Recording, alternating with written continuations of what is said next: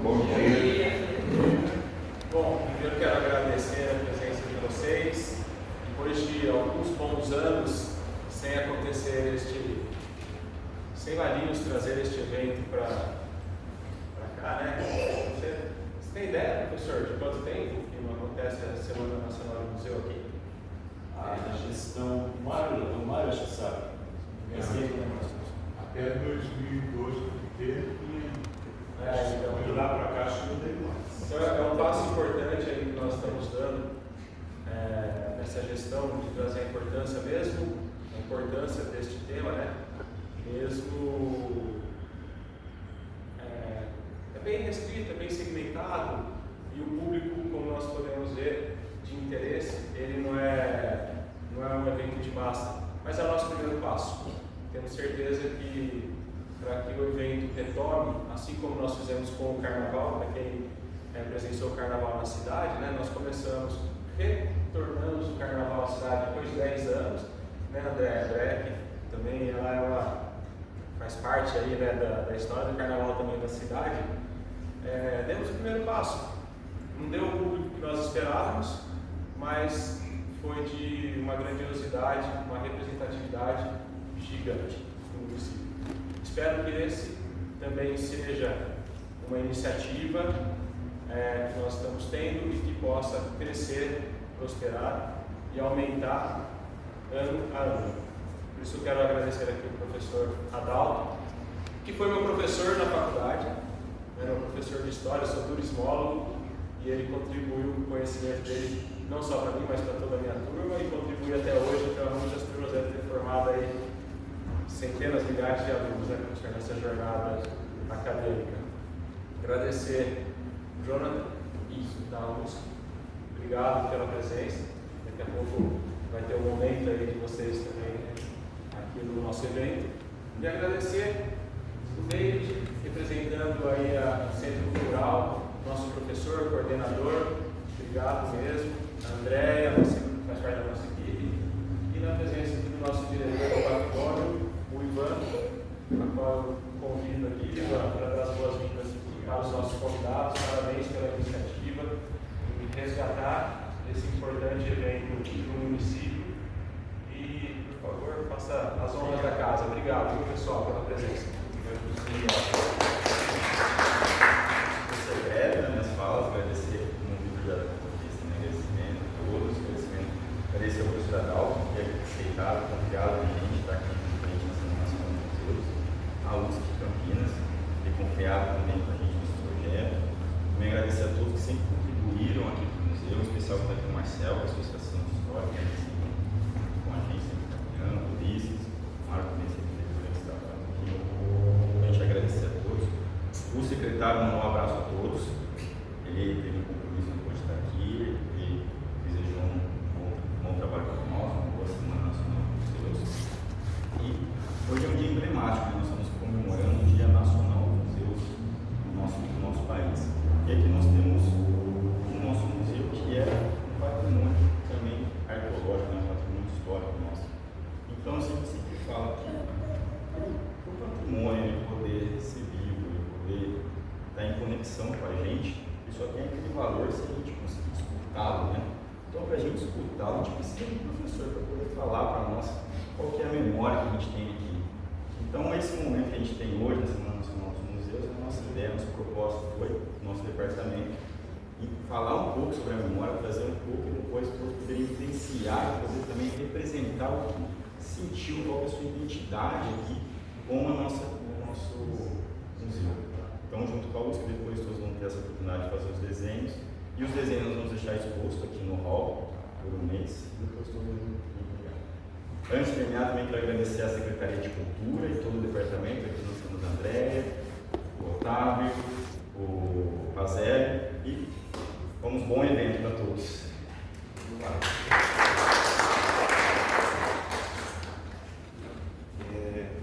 Alguém pode ficar assim para mim para colocar o bar aqui na apresentação, por gentileza?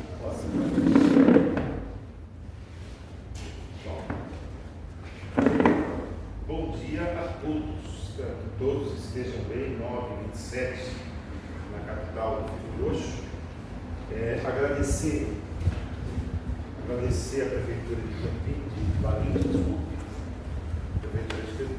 Valinhos, que nos deu a honra desse convite. Em especial ao prefeito, ao secretário Fabrício, ao Vitor, também ao Ivan, que a gente se reuniu com ele recentemente. Nem sabia que o Vitor estava aqui, e fico feliz de participar dessa retomada, né? Muito honrado de participar dessa retomada de atividades, né, culturais no espaço mais importante. Aproveitar também agradecer a presença de todos, do Mário, Gerson, Marcel, que eu conheço mais.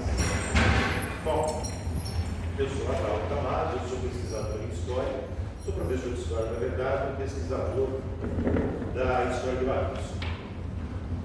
Eu e o Gerson, em especial, desde os anos 80, nos debruçamos sobre temas, enfim, nunca tivemos muito tempo de produzir uma pesquisa empírica mais consistente sobre esse território que foi um bairro de Campinas no século XVIII e no século XIX.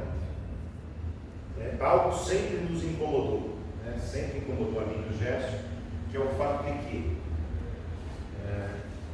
a cidade de Valinhos sempre teve uma memória muito legítima, muito correta, da chamada imigração italiana.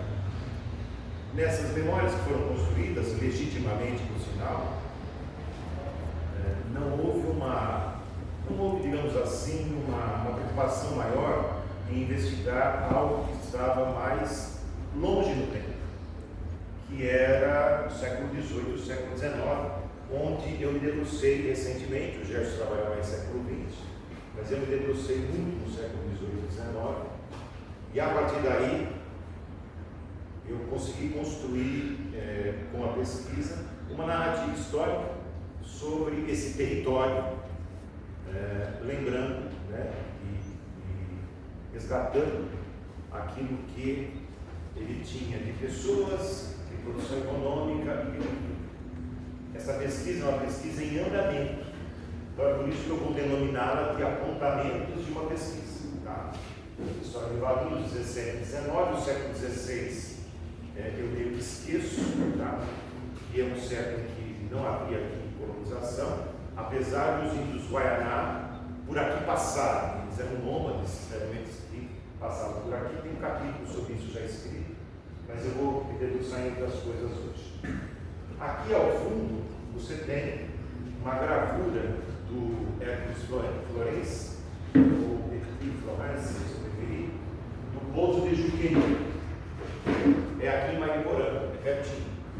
E ele serve um pouco de inspiração para a gente tentar mais ou menos imaginar o Pouso de Pinheiros. O Pouso de Pinheiros é a primeira construção que tem em Valinhos em 1732. E esse francês que morou em Campinas, ele viajou inclusive pelo Brasil na viagem do Killer, que é um outro viajante, e ele vai construir imagens tanto da fauna, da flora, como dos ambientes de uma forma geral. A primeira questão que eu gostaria de lembrar e focar é essa frase do Jacques Legoff, que acho que a gente estudou lá quando nós trabalhamos em Jaguariúna, na Montanos. O Legoff tem uma reflexão sobre a memória, não só ele. Estou chamando a atenção dele aqui porque ele talvez seja o primeiro que tenha feito uma reflexão sobre a questão da memória. Junto com ele, outros. Mas ele vai dizer o seguinte: tornarem-se senhores da memória e do esquecimento é uma das grandes preocupações dos grupos sociais, das classes, dos grupos de indivíduos que dominaram e dominam as sociedades históricas. Os esquecimentos e os silêncios da história são reveladores desses mecanismos de manipulação da memória coletiva. Essa observação do Legoff, que é um dos grandes historiadores franceses, da chamada Escola dos Análises, é uma observação que, inclusive, está apontada no meu artigo, que foi publicado no Centro de Memória importante na revista Resgate. Aliás, esse artigo é basicamente um artigo que versa sobre o tema da memória, que versa sobre as formas pelas quais a preservação da memória de um determinado grupo e meio que o silenciamento de outras, isso é um instrumento político, um instrumento de atuação política. No artigo, eu não vou falar sobre o artigo, ele é muito teórico, mas no artigo eu vou relembrar, vou resgatar alguns pensadores, como o Ralph Toyol, vou resgatar a Livia Schwartz, enfim, pensadores que, de uma forma geral, o Matheus Gato, estudaram o período da história e acabaram percebendo que algumas memórias foram silenciadas, esquecidas ou menosprezadas. Em Valinhos, claramente, o que foi silenciado foi isso. O que foi meio esquecido foi isso. E não se trata aqui de acusação, não se trata, a gente vive numa cidade pequena, uma cidade meio provinciana, não se trata aqui de acusação pessoal, se trata de observar que na memória pública nós esquecemos que havia escravos aqui em 1872 e que essa estação foi construída com a riqueza gerada pelo trabalho de escravos africanos. Isso se esquece muito, né? E se esquece, talvez até de maneira inconsciente. Então aqui tem um anúncio de fuga de escravos em 1872 da Gazeta de Campinas. Não vou ler aqui com compreensão, nem é o caso, mas isso aconteceu em Valinhos. Tá? Então, trata-se de buscar uma reflexão sobre como que as memórias são construídas. Essa memória foi construída inicialmente com dois autores, notadamente um que é o Mário Pires, grande pesquisador que foi até o Arquivo Público do Estado de São Paulo, buscar o quê? Buscar elementos, né, dessa história, né, pregressa da cidade, do século XVIII, e ele vai encontrar lá, especialmente o Mário Pires, o Mário Spadassia também é um autor que trabalha mais com a memória dele e do avô, como ele mesmo escreve, e ele vai buscar marcos históricos. A obra do Mário Pires, ela está muito ancorada num tipo de historiografia, num tipo de fazer história, que é um fazer história muito ligado ao pensamento positivista, muito ligado a ideia de que a história se faz buscando grandes marcos, grandes acontecimentos, grandes nomes e grandes heróis. Isso é comum no século XIX e foi comum por boa parte do século XX.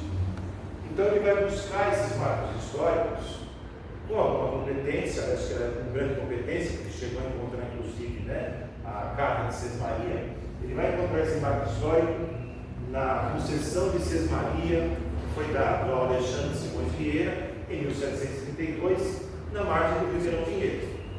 Então, esse é um produto de uma pesquisa muito bem feita, do jeito dele, no tempo histórico dele. Tá? E ele vai identificar na própria Carta de Sesmaria, no livro dele está transcrito, né? A carta está transcrita, ele vai narrar a criação do pouso de Pinheiros, de 1732, porque Alexandre Simões Vieira, que é o primeiro sesmeiro da região, vai assim produzir a narrativa.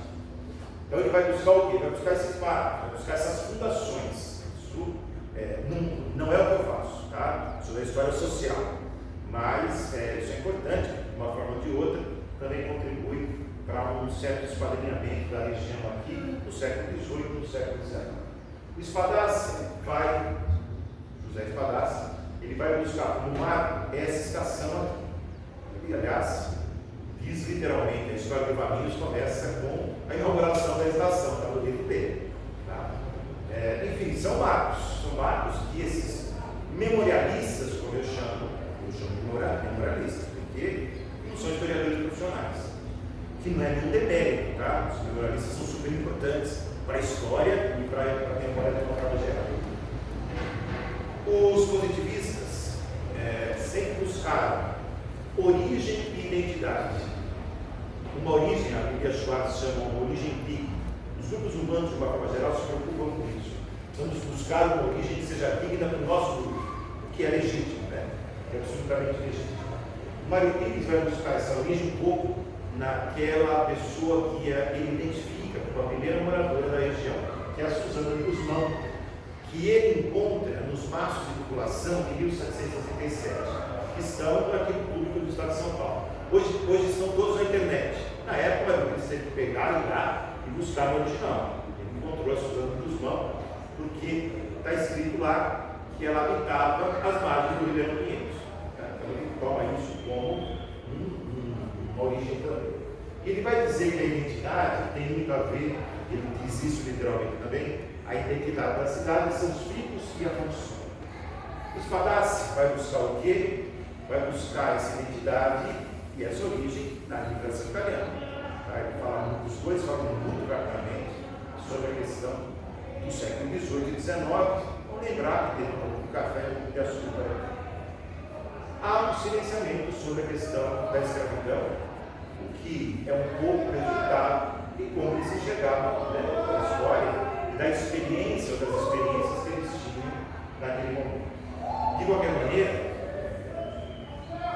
eu fui construir outro método para essa obra, que está quase no fim, né, que eu publiquei só o primeiro capítulo, que é a discussão teórica sobre a historiografia e a crítica historiográfica.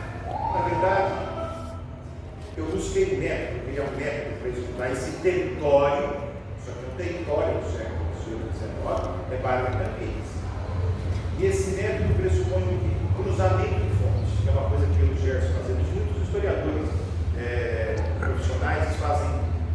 Eu vou cruzar o quê? Bibliografia consolidada. Tem muita gente que pesquisou Campinas no século XVIII e XIX. Além disso, você tem muitos viajantes que passaram por aqui ou próximos daqui. O mais importante deles para nós é o português Luiz D'Anjou, apesar de ser francês, ele é português. E ele deixou narrativas escritas. Ele passou pelo Poço de Pinheiros, como eu vou mostrar já já. As listas de população, que são centrais, né, porque elas mostram a população que havia, a idade, mostram também a atividade econômica, mostram os solos. Os solos são unidades de população. Os processos judiciais que estão lá no Tribunal de Justiça de Campinas estão sob a guarda do Centro de Memória da Manhã. Eu e o Gerson, que mexe, né, nas férias, quando a gente pode, a gente vai visitar lá. Certamente o Marcelo também já foi lá muitas vezes. Os jornais daquilo que você tem de proximidade, não tem jornal do século XVIII, nem do começo do XIX, mas tem um pouquinho já em São Paulo, e às vezes em São Paulo fala sobre Valinhos, fala sobre Campinas, por aí. E um livro muito importante que é o livro do Celso Maria Leite, que é o grande, talvez o grande historiador de Campinas. Né? Então, você observando bem e pesquisando todas essas fontes, você consegue cruzar e encontrar. Bom, primeira questão importante então, e aí vai o resultado da pesquisa saindo do artigo, tá? O artigo está publicado, vocês podem ir lá e baixar no centro, na revista Verdade. Mas o que eu quero apresentar mesmo é um pouco o resultado, ou alguns resultados, ou alguns recortes que eu acabei chegando, né? Que eu acabei descobrindo, ou formulando, melhor dizendo, nessa pesquisa que ele já tem 6 capítulos escritos, faltam 2. Qual é a história de Valinhos? Como é que começa a história de Valinhos? A história de Valinhos começa, na verdade, a partir de uma reflexão sobre a mineração em Minas Gerais.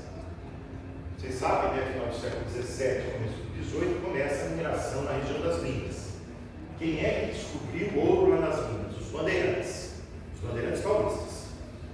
Isso em 1693, você já tem notícias de ouro, tá? Em 1795 já começa a exploração. Quando os paulistas encontram ouro, a notícia se espalha e uma quantidade gigantesca de portugueses vem para o Brasil. Um êxodo gigantesco de pessoas que vêm do reino português mesmo. Tem pessoas de todo o Brasil, mas muita gente do reino, muita gente de Portugal. Eles vão ser habilitados pelos bandeirantes de emboadas. E eles vão disputar com os bandeirantes para ver quem é que vai, né, explorar aquela riqueza que é o ouro.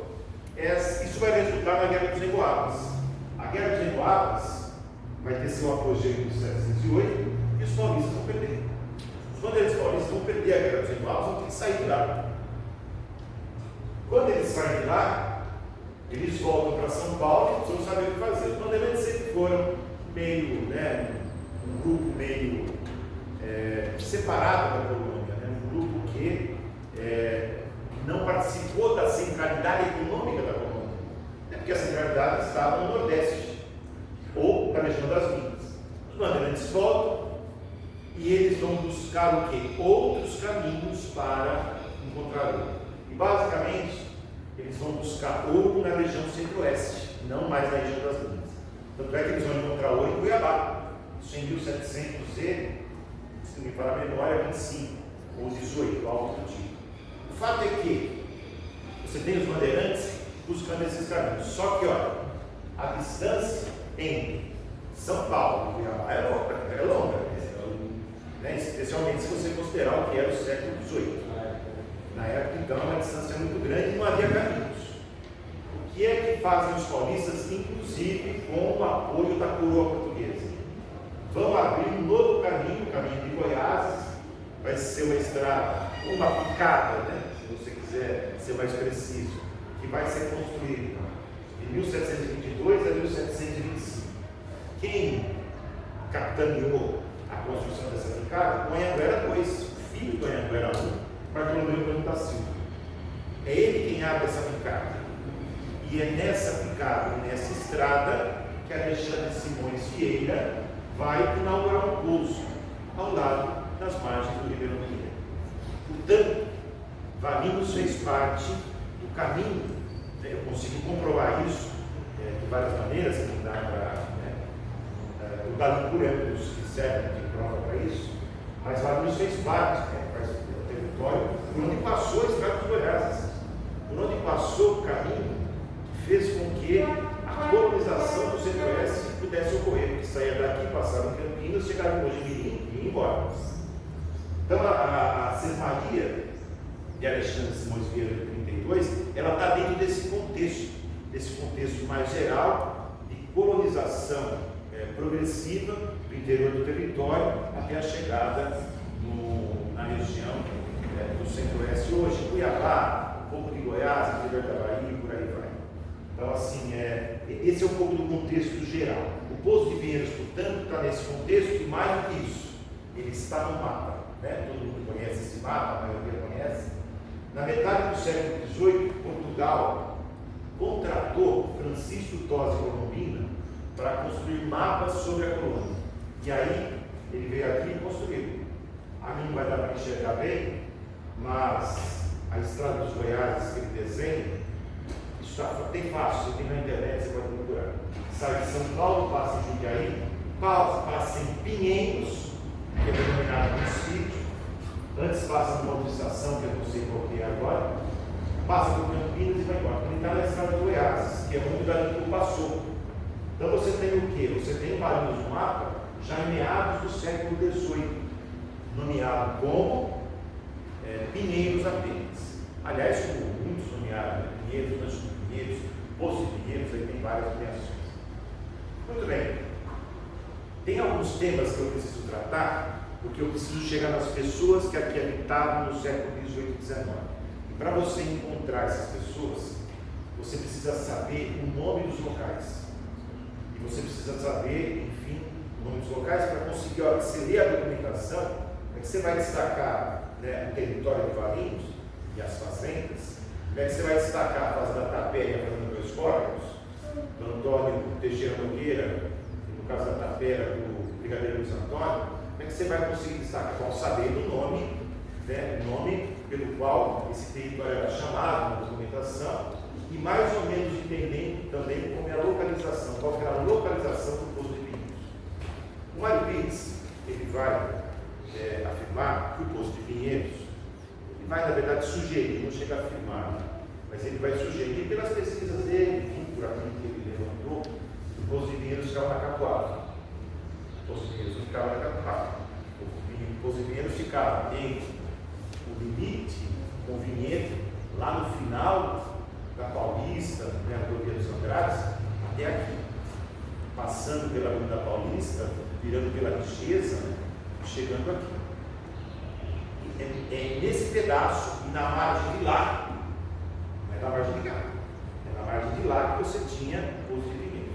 Na margem de lá, por uma questão óbvia, Campinas está para lá. Tá? Então é na margem esquerda, se você considerar a direção do fluxo da água. Esse trecho aqui é muito longo, eu não vou ler inteiro, mas é um trecho do Abicu. Esse livro dele fez uma viagem aqui, nessa região, em 1818. É a viagem que ele faz de Santos a Cuiabá, e daí sai um livro maravilhoso, que hoje é pesquisado ainda por todos os historiadores. Basicamente, ele vai, num determinado momento, vocês dá para enxergar aí, mas ele está passando por Engenho Seco, que supostamente é Louveira. Tá? Até hoje tem Louveira, uma região chamada Engenho Seco. Passa na Rocinha, a Rocinha é Vinhedo. Aliás, Rocinha é denominada, aquela região é denominada Rocinha, e eu tenho documento para isso, desde 1811. É um nome bem cravado nessa história. Depois disso, olha, ele vai o quê? Adiante, então passou por Vinhedo. Estão os poucos moradores do sítio chamado de Dois Corpos. Eu argumento que aqui tem um erro linguístico, tá? Ele quis dizer Dois Corpos, que é o nome pelo qual esse território, pelo menos o território do lado de lá, do Ribeirão Pinheiros, era denominado no século XVIII e XIX. Perto desse lugar passava o Ribeirão da Ponte Alta. Nós temos um bairro chamado Ponte Alta, tem lá o seu Ribeirãozinho. É formado de franchões, e próximo a ele está o Rancho de Pinheiro. Ele está indicando o caminho. Sai de Pinheiro, passa na Ponte Alta, né? Vai chegando até chegar no Rancho de Pinheiro. Estava por aqui. Além do qual sobe uma ladeira alcantilada. É a rua dos Salles. Todo mundo, eu já quase desmaiei sobre a rua dos Salles. Vocês já subiram, né, a pé no negócio. Ele está falando do quê? Ele está falando de uma ladeira que em tempo de chuva se torna quase impraticável. Vou lembrar o que pode ser isso no século XVIII e XIX. Por ser um bairro barro, muito escorregadio, e depois desse passam-se mais ruas. E o Vale do Coronel Luiz Antônio. É o Coronel Luiz Antônio aqui, que em 1819 vai ser o Brigadeiro Luiz Antônio. O Vale do Coronel Luiz Antônio é a Fazenda Tapera, que pega todo o lado esquerdo da Rua Campos Salles, desde onde hoje mais ou menos aí os Silvados, o cruzamento com a Bernardo, até o limite, até a fronteira de Campinas. Não sei se vocês conhecem lá. O lado esquerdo todo da Campos Salles é a antiga Fazenda Tapera, indo lá até, inclusive, o Santa Casa, né? Porque aquilo é assim, né? Que hoje tem rua, a gente não visualiza bem. Mas naquele momento, até a Santa Casa e até um pouco atrás da Santa Casa, provavelmente fazendo limite com outras fazendas, talvez até algo próximo da Fazenda Dois Corpos, que eram as duas grandes fazendas que você tinha lá. Seguindo a estrada noroeste, indo até a Campina. Esse é o caminho da estrada dos Goiás. Esse é o caminho, na verdade, passa pelo Pouso. Esse é o caminho que mais ou menos, melhor, essa é a narrativa que mais ou menos faz com que eu argumente, eu acho que não pode ser muito provável, que o Poço de Pinheiros está por aqui, muito próximo de nós nesse momento, na margem esquerda, por motivo óbvio. Tentar ser muito. Aqui eu coloquei um mapinha, só para a gente ver. Esse mapinha aqui é de 1820, tá? Eu não tenho um mapa anterior, esse daqui acho que é o mais antigo que a gente tem. E eu vou dizer, aqui, quando é colorido, dá para ver todo o caminho, né, da estrada dos Goiás, até chegar próximo. Aqui era a ferrovia, até que não existia naquele momento. Você tem aqui, provavelmente, nesse centro, a localização do Pouso. E um detalhe importante. O Mário Pires chega a falar isso, mas ele tem pouco documento, ele não tinha tantos documentos como nós temos hoje. Quanto tempo demorou o Pouso de Pinheiros? Uma pergunta a se fazer, né? Você viu o Pouso em 1732. Aí você tem a ocupação do território, basicamente no início, produção de feijão, milho pequenos animais. Aí você tem o início da produção de açúcar em 1790, tá? Até por questões que eu explico também nos meus escritos lá. Quem é, no século XVIII, mesmo no XIX, qual é o meio de transporte que existia? Mesmo depois com o café, a ferrovia só surgiu em 72, só tem em 1872, ela ainda era aqui, a outra lá embaixo, primária. Como se faz o transporte de mercadorias? Para levar os produtos e trazer produtos importados. E vale lembrar, o Brasil não produzia nada, o Brasil não tinha indústria. Como é que então as ferramentas de carpintaria que a gente encontrou, Gerson, que eu encontrei nos testamentos do início do século XIX, como é que elas chegavam? Chegavam em importação. O Brasil não tinha indústria, não tinha metalúrgica, ou se tinha muito pouco. Então você tem que ter um caminho de comércio. Esse pouso, ele existiu, ou melhor, esse caminho e esse pouso provavelmente existiram até a inauguração da ferrovia, ou muito próximo disso, tá? Então, e eu tenho alguns elementos empíricos para isso. Isso aqui foi o Gerson que me mandou, o Gerson que me mandando fonte primária, que ele encontra, eu vou encaixando dentro do texto. Esse caminho, o caminho dos Goiás, inclusive, foi utilizado pelo exército brasileiro na guerra do Paraguai. A estrada dos Goiás existiu até os anos 60. Como é que eu sei? Eu sei que no relatório do Ministério da Guerra está citado o pouso de Valinhos, isso em 1867. Tem 5 citações do pouso de Valinhos no relatório do Exército, na movimentação das tropas, saindo daqui e sucessivamente indo para o centro-oeste, porque a guerra foi muito mais lá do que aqui. A guerra foi, vocês acho que se lembram do evento, a guerra se dá no interior do território e principalmente nos rios. As várias batalhas ocorrem por lá. Então, provavelmente, esse caminho e provavelmente esse pouso, eu vou aqui dizer que pouso de Valinhos pode ser sinônimo do pouso de Pinheiros e pode ter ocorrido mudança de posição. Com certeza ocorreram mudanças, mas eu argumento que esse pouso vai continuar existindo, porque ele sempre existiu. A historiografia é rica em mostrar que esses pousos continuavam existindo. Por quê? Porque o transporte é em cima de muros e bestas, antes de ter ferrovia. Não tem outra forma de transporte. E os tropeiros que compravam suas próprias cozedeiras aqui no Sorocaba, produzidos em Santa Catarina, eles precisavam do descanso à noite, precisavam se alimentar, precisavam descansar os animais. Então, por tudo isso, eu diria que o pouso existiu até um pouquinho antes da ferrovia chegar. Aqui é um outro documento de São Paulo, também, de 52, dizendo que o pouso teve existência quase centenária. Eu creio, tanto o pouso como o caminho se preservaram. Bom, se tem um pouso, tem um núcleo urbano? Tem. É primitivo, primitivista, é muito primitivo. Se tem um pouso, tem alguma forma de comércio, tem alguma forma comercial.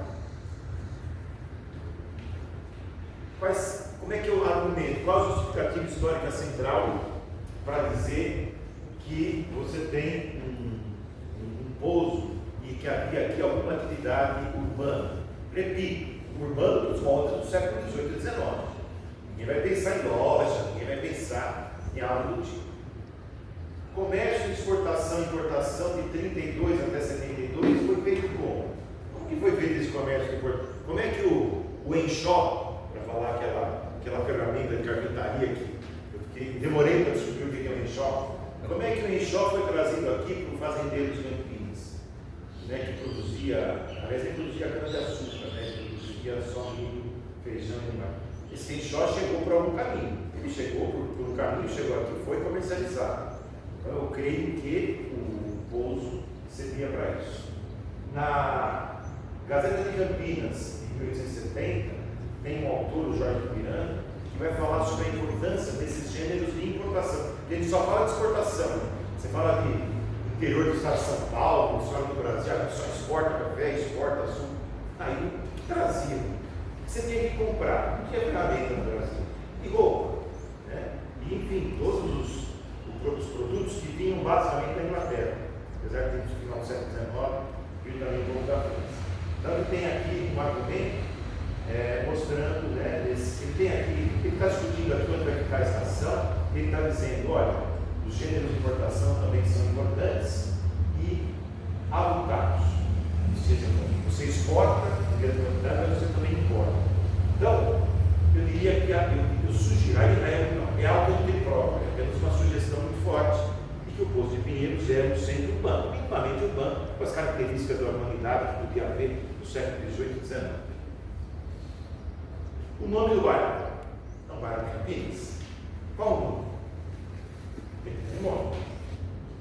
Tem que ter um nome porque, sem esse nome, se eu encontrar esse nome, eu não consigo entrar nos mapas de população e identificar quais são os habitantes da região. Quais são os habitantes desse território que, basicamente, é a Fazenda Tapera, a Fazenda do Escória, as duas fazendas do lado de lá, do Ribeirão, né, do Ribeirão Pinheiro. Eu não consigo identificar, porque até 1801 a divisão era feita por bairros. Então tem lá Anhumas, depois tem lá outro bairro, Boa Vista. Um desses bairros é o bairro dos Dois Córregos. Eu suponho, pela documentação que eu encontrei, e aqui só tem um documento, você pode ter, existem outros que eu descrevo no capítulo. Esses documentos apontam que esse território era chamado de Bairro Dois Córregos, e é assim que ele está nas listas de população, ou Paragem Dois Córregos, ou simplesmente Dois Córregos. Se você pensar que não tem privatização nem administração pública muito racional no século XVIII e XIX, não tem essas dramatizações que tem hoje, você chega à conclusão de que essas variações são absolutamente legítimas e não há nenhum problema nessas variações. Aqui, ó, eu tenho o quê? Um trecho do livro do Celso Maria Melo, que, repito, é o grande pesquisador do século XVIII e XIX em Campinas. O livro, Campinas, Município do Império, Formação e Constituição, etc, etc. Esse livro é de 83. O Celso Maria Melo, ele foi em São Paulo, né, e depois em Campinas, pesquisar o quê? Ele pesquisou em escrituras. Ele pesquisou transação de imóveis, compra e venda. Você tem o que nessas compras e vendas? Ele identifica o quê? Ele identifica algumas transações, como por exemplo, né, essa daqui. Fazenda Dois Córregos em Valinhos. Fazenda de Francisco Teixeira Vilela. Essa família tem dois sobrenomes, Teixeira Vilela e Teixeira Rodrigues. Filho, blá blá blá, de Antônio Manuel Teixeira. Esse Antônio Manuel Teixeira é o proprietário dessa fazenda até 1850, ele mora. Em 52 tem o seu inventário.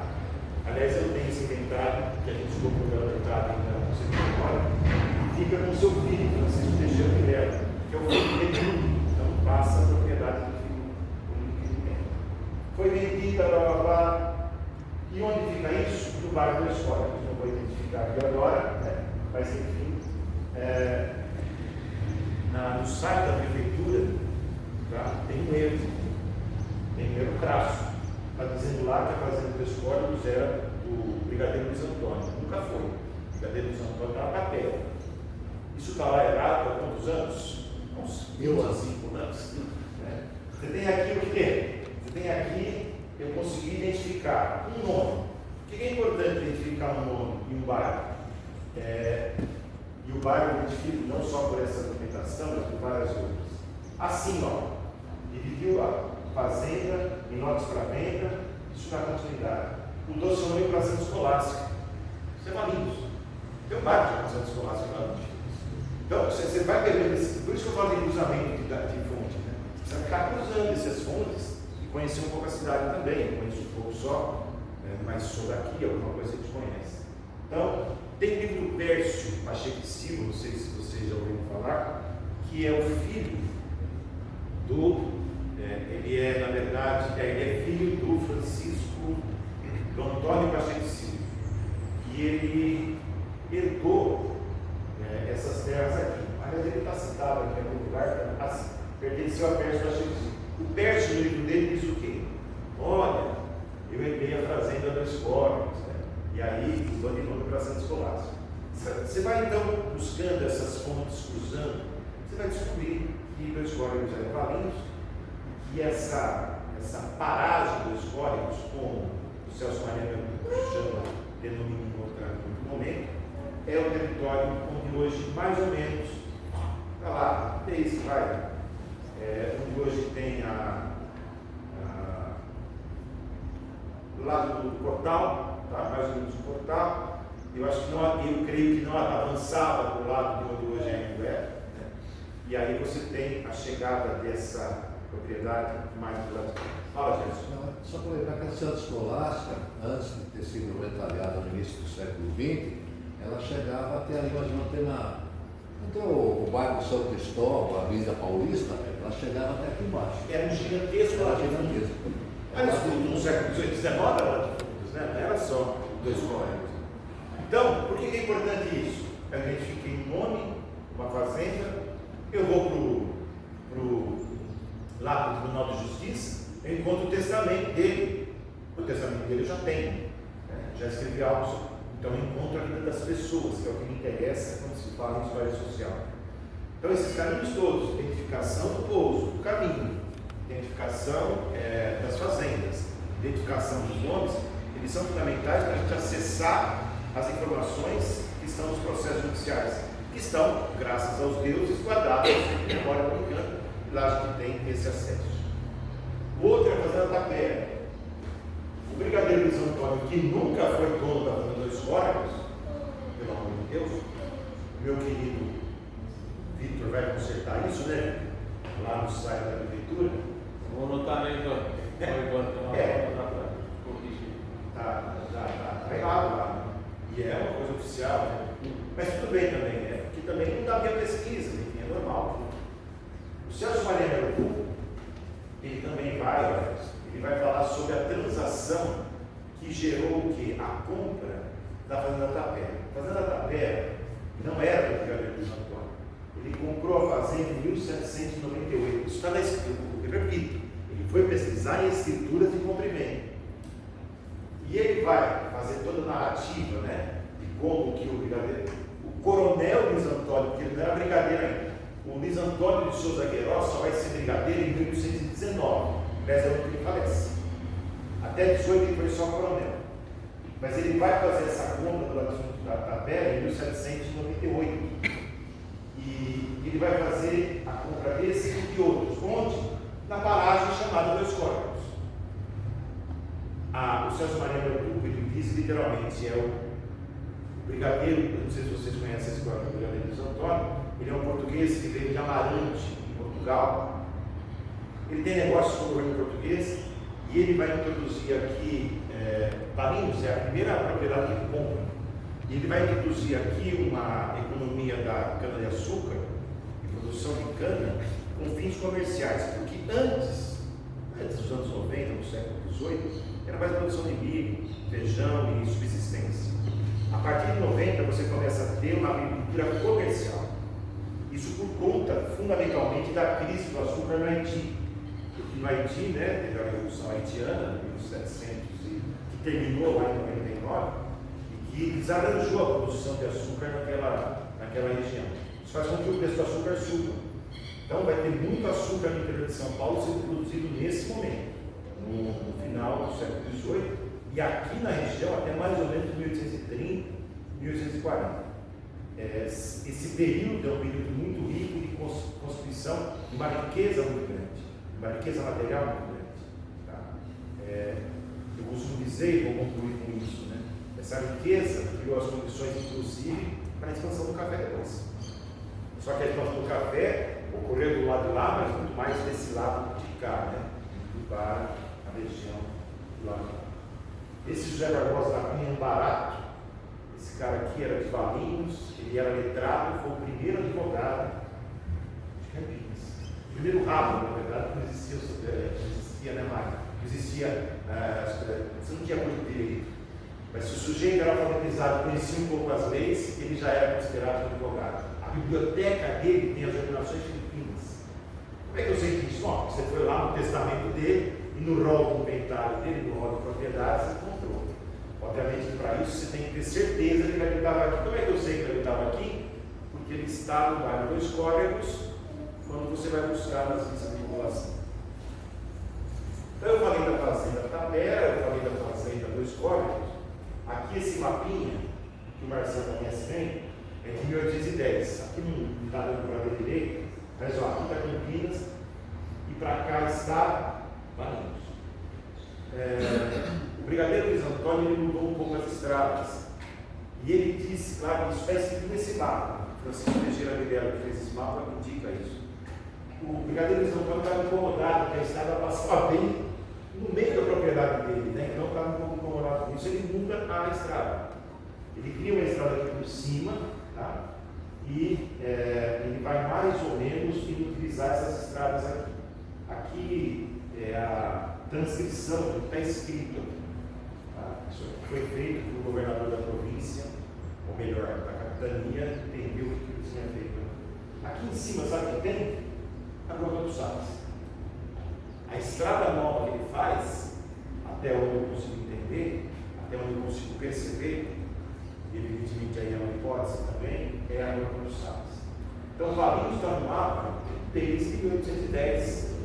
O mapinha feito pelo Francisco Teixeira Vilela. Aqui está a fazenda Tapera, aqui tem uma fazenda, aqui está a fazenda Tapera, aqui tem uma fazenda que comprou, aqui tem a fazenda do sujeito que foi assassinado em 1811, eu tenho processo aqui sobre ele, aqui está Pouso de Pinheiros, e aqui está a estrada que leva para Jurubatuba, leva para Pinheiro, na verdade, Jurubatuba para a região de lá. Aqui está dando para ver quando sair o livro, o artigo, pode virar.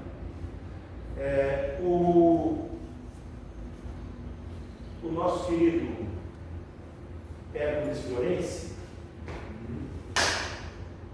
isso, o nosso querido Hércules Florense, ele saiu daquela viagem e ele foi desenhando, o que ele via, né? Paisagem, ele foi desenhando pessoas, foi desenhando, enfim, tudo que ele achava interessante.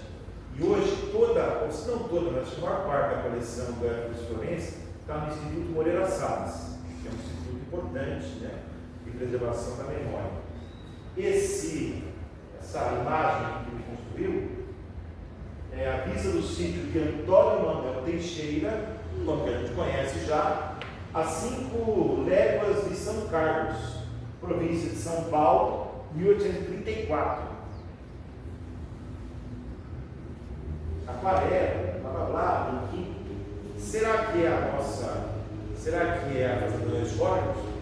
O dono da Fazenda Dois Córregos de Valinhos em 1834 é o Antônio Manuel Teixeira, aquele que a gente já acabou de ver no livro do Celso Maria Arthur. É provável que seja? É provável que o Antônio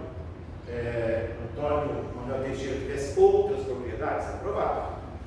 Mas a localização aqui em 5 léguas é mais ou menos a distância entre o centro de Campinas e o centro de Valinhos, se você fizer a conversão em quilômetros. É possível que essa aquarela seja aquarela feita por esse campineiro, por esse francês, na verdade, que habitava Campinas, grande inventor por sinal, né? É um dos inventores da fotografia, assim, para a memória. Esse sujeito genial que foi o Florense, pode ser que seja Valinhos. Está no Instituto Moreira Salles, é público, inclusive, que eles já digitalizaram, já trabalharam as imagens. Denominação Valinhos. Aí vem a pergunta, é uma pergunta que todo mundo faz a pergunta. De onde vem o nome Valinhos? Né? Mário Pires faz isso. Todos os memorialistas de Valinhos, historiadores, todos se preocupam com isso. Eu não tenho, né? E o Gerson chega a uma conclusão absoluta. O fato é, tem uma tese. Essa que eu te falei ainda. A minha tese é a seguinte: o lado de lá do Ribeirão Pinheiros sempre foi Dois Córregos, sempre foi chamado Dois Córregos. Quando é que começam a chamar essa região de Valinhos?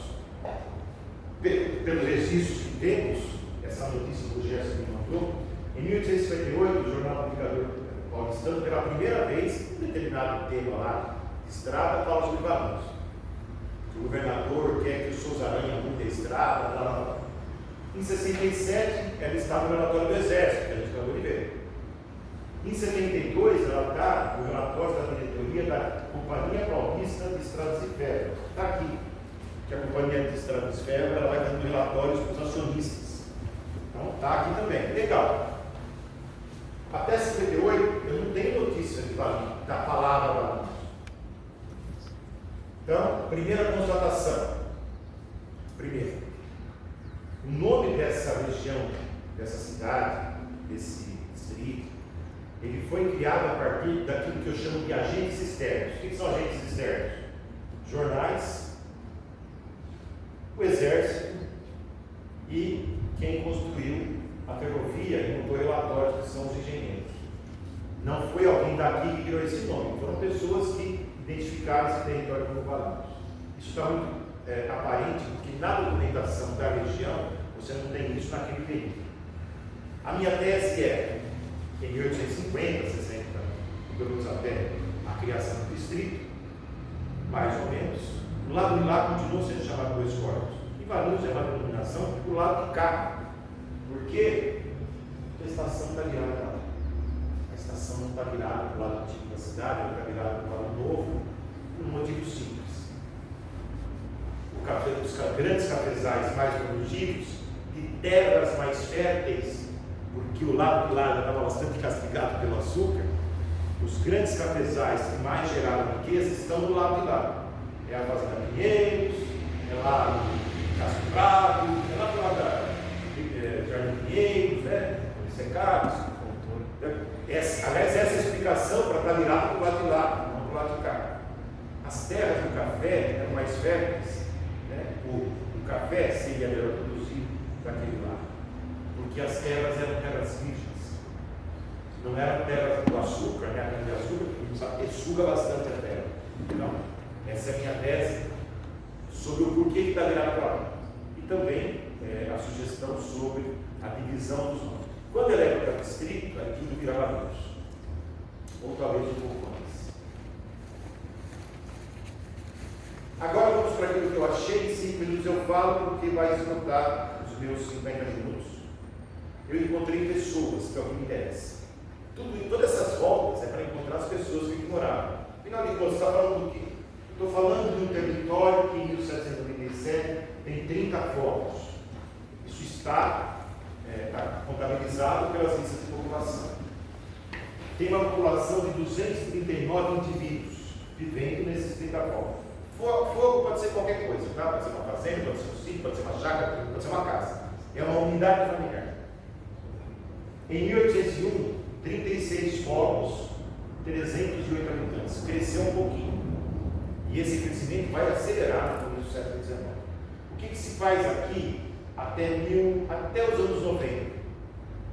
Somente a subsistência, né? Então, milho, feijão, criação de pequenos animais. A partir dos anos 90, quando começa a ter açúcar, a partir da cana, aí você vai ter açúcar e aguardente também.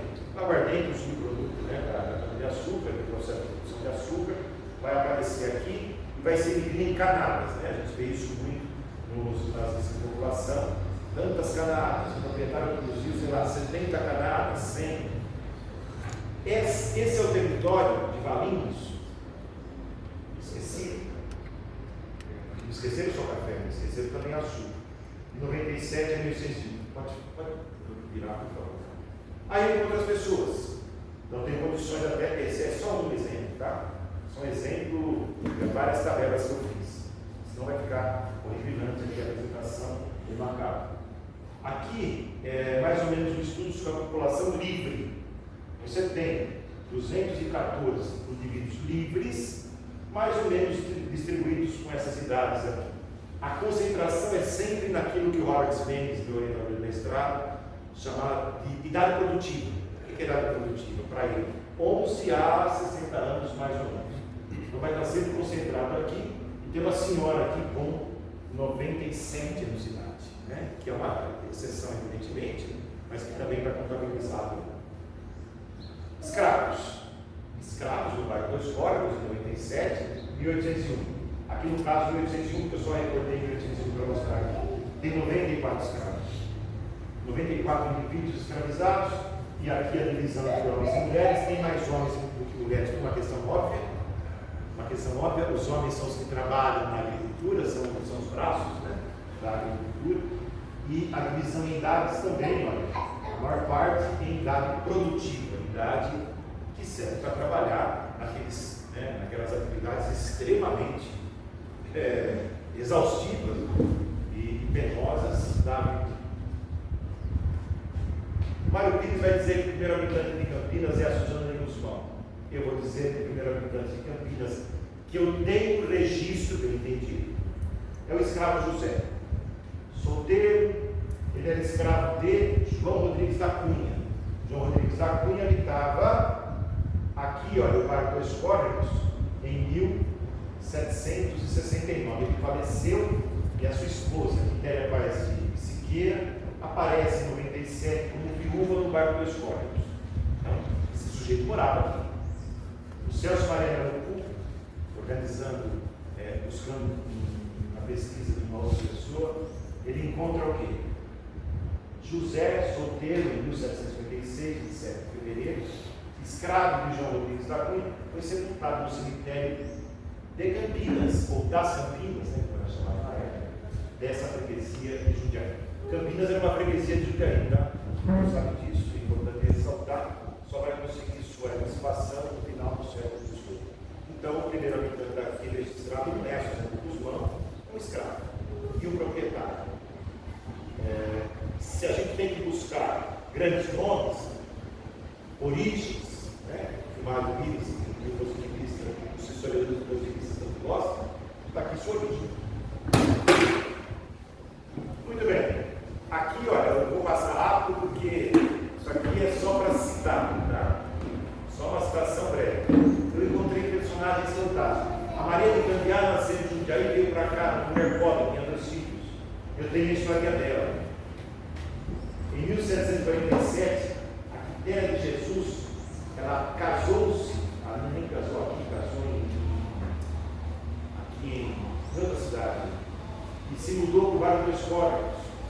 José Barbosa da Cunha, aquele advogado que eu falei, é o primeiro advogado de Campinas, é valiense entre aspas, capital desse território. Joaquim Antônio de Lima instalou-se aqui em 1798. Sebastião Bastos assassinou e nasceu Almeida, foi preso. Em 1811, fugiu para onde? Para Rocinha. Estava de coração limpo por ter matado aquele diabo, aquele diabo. Ele fala isso no processo. Ou seja, você tem personagens, tem histórias. Isso é legal. Eu sou historiador da sociedade, sou historiador econômico, eu gosto disso. E essas historinhas fazem parte da história do nosso território. O Gerson já achou o assassinato no começo do século XX, né? Do Nery, lá na Paulista, mas ele é século XX, tá? Deu um mapa, deu um mapa da região. Ele é de uma pinha. A minha fala final, para acabar com isso. Obviamente, depois tem o café. O café eu não cheguei a produzir nada sobre ele ainda, porque eu não tive tempo, são os 2 últimos capítulos. Vocês perceberam que eu gosto de distância, né, do presente. Eu gosto de distância, como o presente é muito cálcio, e a existência é muito, uma grande cilada, quanto mais distante do tempo pesquisar, melhor. Por isso que eu fui do século XVIII e XIX. Mas ainda falta o café. O fato é, a riqueza que permitiu a construção da Companhia de Estradas de Ferro, que vai do Jundiaí a Campinas, que é uma companhia de capital brasileiro, não é uma companhia de capital inglês. Os caras construíram a estrada de ferro de Santos a Jundiaí, capital inglês. Fica de Jundiaí até aqui, é de capital nacional. É de capital, sabe quem pagou? Os proprietários rurais pagaram. O Pacheco Silva, que era dono da fazenda, onde hoje mais ou menos é a Consônia, ele é um dos acionistas. Então tem valiência acionista dessa companhia. A riqueza que permitiu a construção dessa linha ferroviária, dessa estação, e criou a condição política para a elevação da cidade, ou de Valinhos, a condição do distrito, ela não vem da produção econômica que caiu do céu, que veio da lua. Ela foi gerada pelo trabalho de africanos escravizados. E pela produção, ou na produção de açúcar e café. O café, eu não falei muito, repito, não cheguei lá, ainda não consegui identificar as fazendas a partir de 1840, mas elas estão desse lado. Essa memória que eu acho, né, a gente sempre fala sobre isso, essa memória que eu acho que ele diz que a cidade tem que recuperar. A memória europeia e italiana é importante, é fundamental, sem ela não tem necessidade, qualquer um sabe disso. Mas esquecer esse passado, né, esquecer esse passado que criou essa estação, para depois os imigrantes europeus chegarem, é um erro histórico. E desculpa, é um erro factual, é um erro empírico. Tá? Essa é a minha mensagem final, lembrando que o casal de escravos, cujo nome eu não consigo ler aqui mais, aqui um casal nada, aqui é o João Grande. Ele fugiu de uma fazenda perto da estação de Valinhos, isso em 1874. Essa memória que está esquecida é a memória que eu repito, estou tentando recuperar a minha pesquisa. Tá bom? Conseguimos chegar no final? Perguntas, dúvidas, traumas da infância? Nenhum estou cheio de trauma da infância? Nenhum. Tá bom? É isso, gente. Obrigado. Espero ter colaborado com algo aí, né? É uma visão não, né? Uma visão bem realista nós falamos de Valinhos, a iluminação da Que isso é importante? sim, mas existe Esquecemos. essa página, né? Que pode ser esquecida. Não, mas também foi esquecida por falta de pesquisa, né? Quem quiser. Eu sei, mas o que está Não tinha condições de pesquisar naquele momento. Acho que a gente tem condições hoje, porque você tem as fontes de pesquisa mais disponíveis. Só que você precisa ter gente para ir lá e pesquisar.